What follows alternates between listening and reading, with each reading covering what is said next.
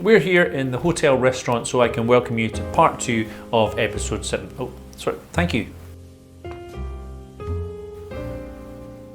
This is what I ordered.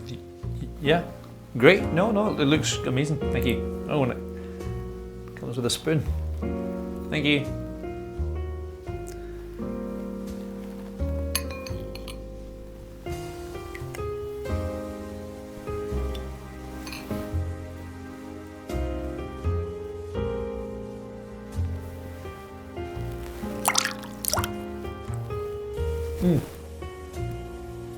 Oh yeah, it's delicious. I am very hungry though, so I might have the burger as well. Thanks, thank you.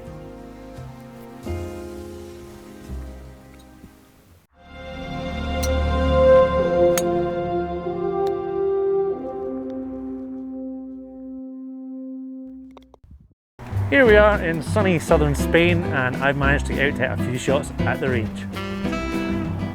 Hi, I would like 100 balls to hit at the range, por favor.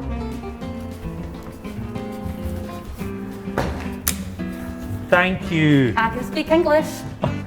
We're so much better at languages here in Europe. We're in Let's go. Still European. Gracias. Hang on, back it up. Do you think she maybe thought that I was Michael Jackson? Yeah, probably not. Because he's dead. Last week I said that the next time I came to the range I would tell you the tips I got from Ryan. So he's seen the channel, he's seen my swing, and what he's suggested is that I should use my legs more in my downswing. He's told me to try and get my left leg straighter, using the ground to increase power and the efficiency of my swing, and he's also suggested extending my arms more on the through swing, keeping them straighter through impact. So I'm going to try both those things and see how I get on.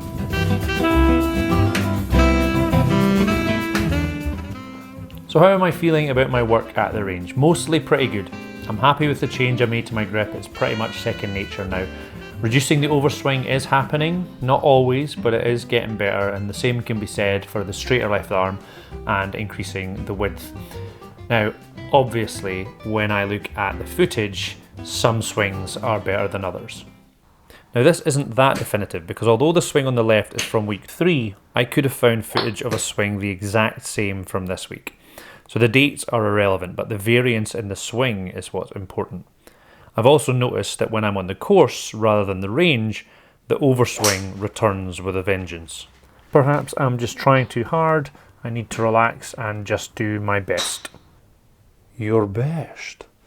Losers always whine about their best. Winners go home and f*** the prom queen.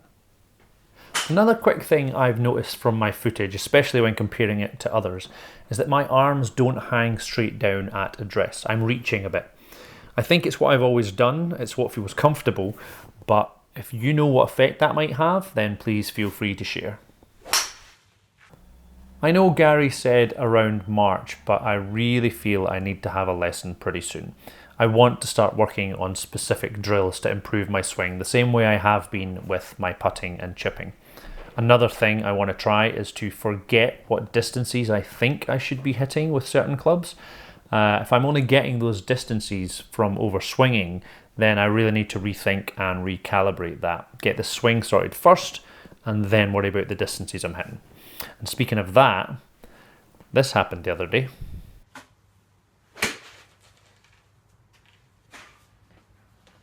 Okay, I'll switch the mic off, but just for my own benefit shortly, I'll just hit about 7 or 8, 9 irons over 150 yards with what feels like a half swing.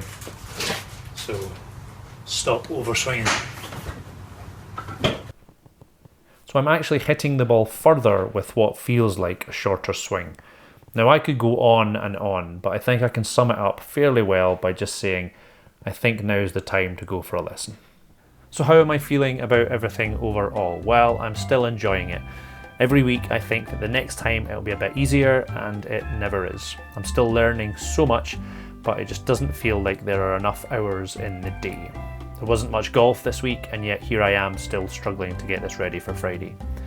I've done 7 episodes, that's 7 weeks, or just under a seventh of the entire challenge. So if I was playing a one-armed bandit, I'd be rich. But my dad, brother, and Nintendo for that matter, all have both their arms. So I've done a big chunk of the challenge already, and when I think of it that way, I feel like I'm nowhere. Now, I've just Googled this date, not because it's been so long since I've had one, but because this is the start of the season. Assuming, of course, that any dates mean anything in this post-COVID world. But I've Googled it because that's the date that I'm hoping to really kickstart the challenge into gear. That's when I can hopefully start changing this number and adding this graphic, not this one. But to sum it up fairly succinctly with regards to the channel and the challenge, I feel like I'm running out of time and I'm not getting enough done. So let's crack on and have a look at some comments. The Wi-Fi is crap in this hotel. You'd think in the middle of Dubai you'd get a decent signal. Oh, it's working. Right, John McKenzie says, can you get a Karate Kid reference into the show? Preferably wax on, wax off. Has somebody been watching Cobra Kai, John? Yeah.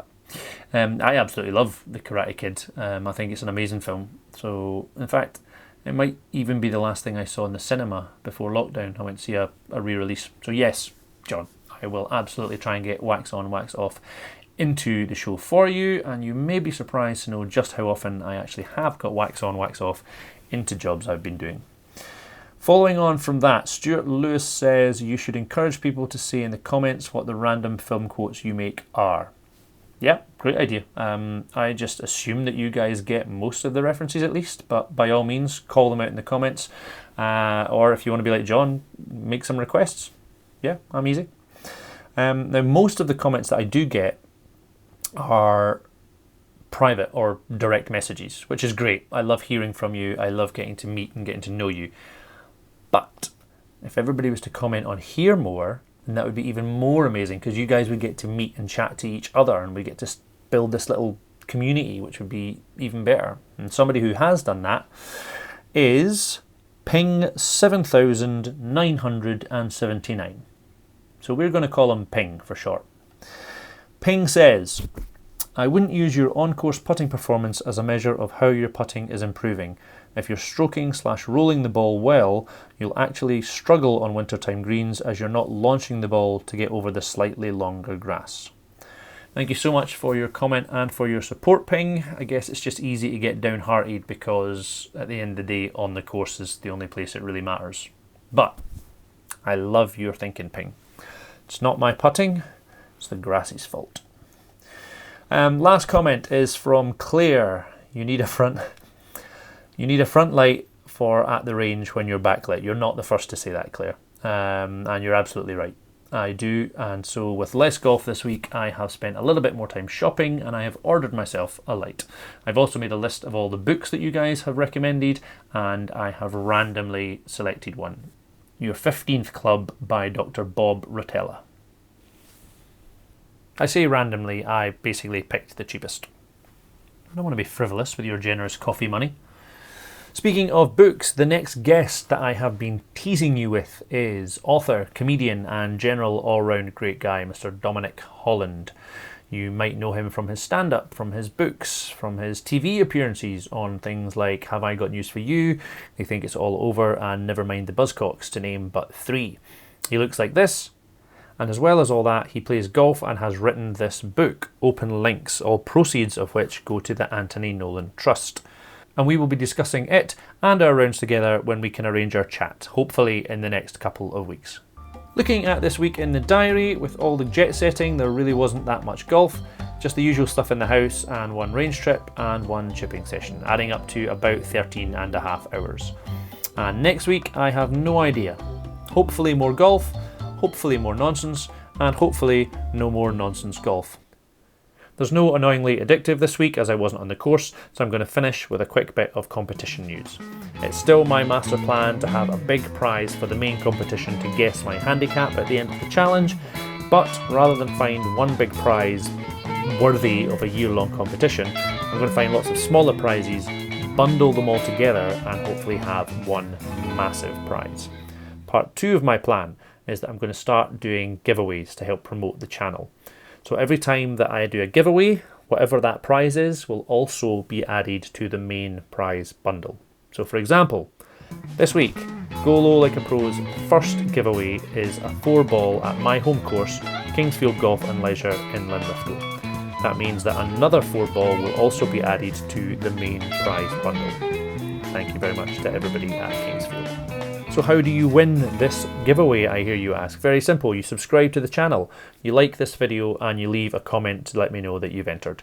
Simple as that, and I'll announce the winner next week. Your friends can all enter, you can tell them about it via these platforms for example, and there is also the coffee page if you're still feeling generous. So that's it for episode 7 and my little holiday. I've got the holiday here, the fake tattoo, at least 3 verrucas from the pool, and I will no doubt get a cold as soon as I get home. So it's time to check out on this little check-in and just hope that the weather back in Scotland is a bit better for when I get back in episode 8. So from here in Ayia Napa, all that's really left to say is be good, and if you can't, shout for it. I say Ayia, you say